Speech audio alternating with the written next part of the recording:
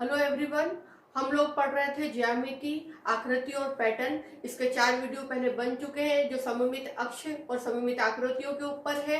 अगर आपने पुराने 4 वीडियो नहीं देखे हैं तो इस वीडियो के डिस्क्रिप्शन बॉक्स में उसकी लिंक दी गई है, उस पर जाके पुराने वीडियो देख ले। चलिए क्लास स्टार्ट करते हैं।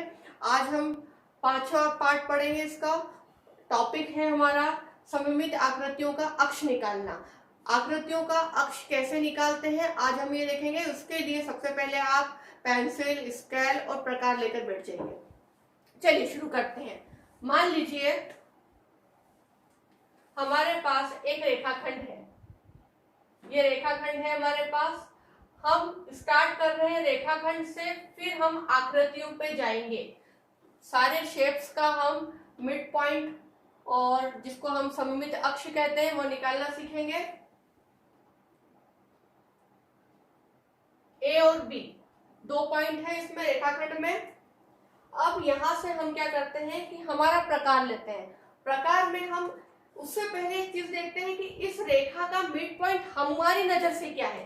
हमारी नजर से हमको लग रहा है कि लगभग यहां आएगा।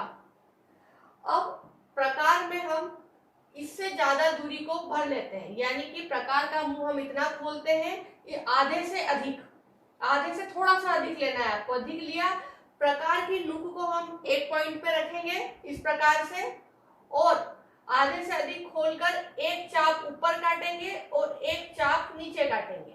अब हम इसके अंदर जो हमने साइज भर रखी है, प्रकार को जितना खोल रखा है, इसमें कोई करेक्शन नहीं करेंगे, उतना का उतना रहेंगे, इसे हिलाएंगे नहीं और अगले पॉइंट पर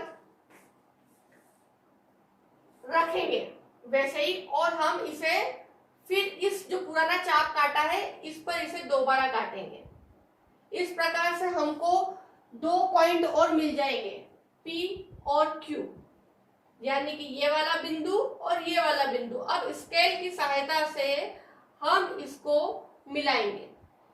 ये जो लाइन हमें मिली है इसे हम सममित अक्ष कहेंगे, यानी कि इस जो आकृति थी हमारे पास रेखाखंड, इसके 2 बराबर भाग हो चुके हैं और ये इस भाग से हम दूसरे भाग को प्राप्त कर सकते हैं, इसलिए ये सममित अक्ष कहलाएगा। चलिए अब इसको हम दूसरी आकृतियों में देख सीखते हैं। हमने देखा एक रेखाखंड का सममित अक्ष प्राप्त करना। अब उस रेखाखंड के उपयोग से हम विभिन्न आकृतियों के सममित अक्ष प्राप्त कर सकते हैं। जैसे कि हमारे पास मान लीजिए एक आयत है। आकृति हमारे पास आयत की है। आयत आप सभी को पता है, आमने सामने की भुजाएं बराबर होती है आयत में। अब इसके अंदर ये कितने रेखाखंड से मिलकर बना है? 4 रेखाओं से मिलकर, यानी कि 4 भुजाएं हैं। किसी एक भुजा को हम ले लेते हैं। मान लीजिए हमने ये भुजा ले ली। अब हम इसके साथ वही प्रोसेस करेंगे जो हमने पहले करी थी। आधे से अधिक की दूरी भरेंगे इसके अंदर प्रकार में, और फिर हम क्या करेंगे, एक चाप ऊपर काटेंगे और एक चाप नीचे। सेम साइज बिना करेक्शन करे दूसरे पॉइंट पर जाकर फिर से हम एक चाप काटेंगे जो पुराने चाप को बिंदु P और Q पर काटेगा। अब हम इसको मिला लेते हैं। प्राप्त जो रेखा है, ये जो हमको PQ रेखा प्राप्त हुई है, ये आयत को 2 बराबर भागों में बांटती है तथा यह सममित अक्ष भी है साथ में। इसी प्रकार से हम इन दोनों रेखाओं को पॉइंट मानकर, इन दोनों बिंदुओं को पॉइंट मानकर फिर अगर चाप काटेंगे तो हमको एक क्षैतिज अक्ष भी प्राप्त होगा। ये ऊर्ध्वाधर अक्ष प्राप्त हुआ है। इसी प्रकार से यदि हम आधे से अधिक, ये आधा हुआ इसका, इससे थोड़ा सा अधिक लेकर हम चाप काट दें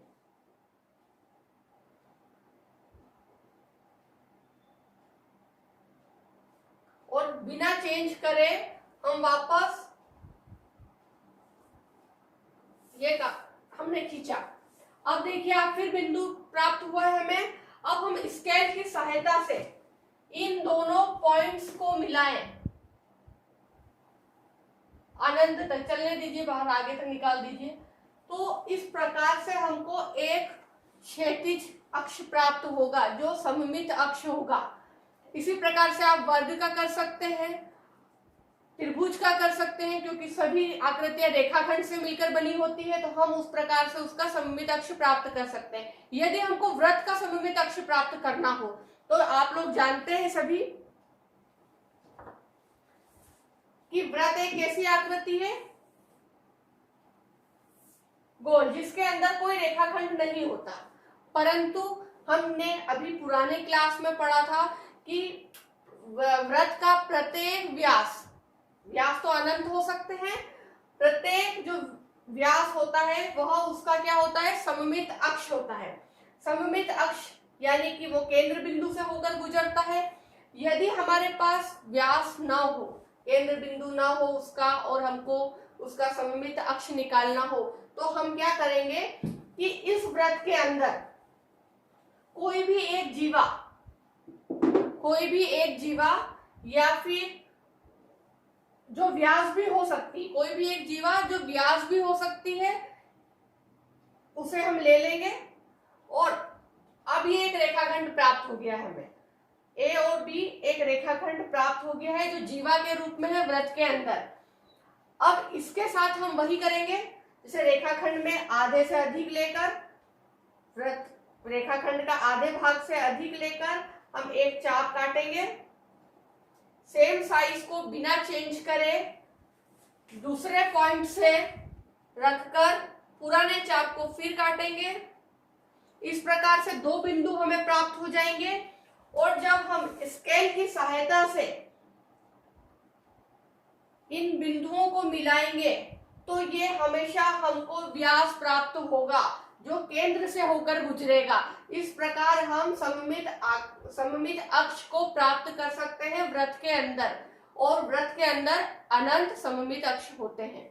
चलिए, आज का टॉपिक यहीं खत्म होता है। आशा है आप सभी को ये वीडियो समझ में आया होगा।